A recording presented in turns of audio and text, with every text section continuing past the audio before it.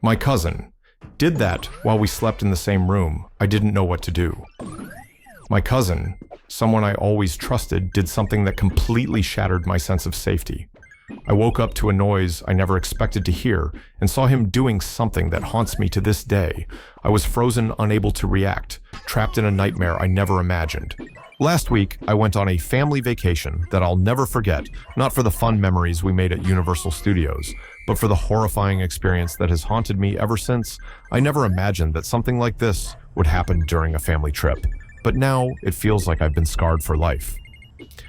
To give you some context, I live in Orlando, Florida, and my family decided to visit me for the weekend. It was supposed to be a fun trip to the theme parks with all of us staying together at an Airbnb to make the most of our time. In total, we were a group of 11 people: my parents, my aunt and cousins, my sister and her husband, and their 2 kids. We wanted to have a good time together, bonding, laughing, and just enjoying each other's company. Although I live in Orlando, my family insisted that I stay with them at the Airbnb.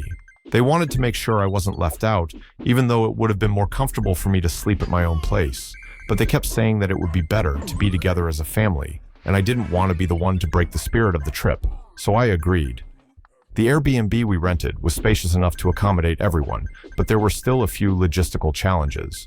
Since there were only a limited number of rooms, my parents had to take one room, my sister and her family took another, and my aunt and her kids took a third. There wasn't much space left, so I ended up opting to sleep on the couch in the living room. I didn't mind. In fact, I thought it would be nice to be close to everyone, and I assumed I would still be able to get some rest. Little did I know that decision would be the one that changed everything. That first night, everything went as expected. We had a late dinner together, shared some laughs, and then everyone went to bed. I wasn't too tired, so I stayed up a bit longer, scrolling through my phone and watching TV. Eventually, I made my way to the living room to settle in for the night. The couch was big enough for me to stretch out, and I didn't mind that I was sleeping on it. Instead of a bed, I made myself comfortable and tried to drift off to sleep. It wasn't long before I started hearing the sounds of my family members settling in for the night. My cousin, who was a bit younger than me, came into the living room and asked if he could sleep on the other couch. I didn't think twice before agreeing. There were 2 couches after all, and it didn't seem like a big deal. He was family, and I figured we could both sleep in the living room and still have a good time. We hadn't been able to spend much time together during the day, so this would be a chance to chat a little and have a quiet night.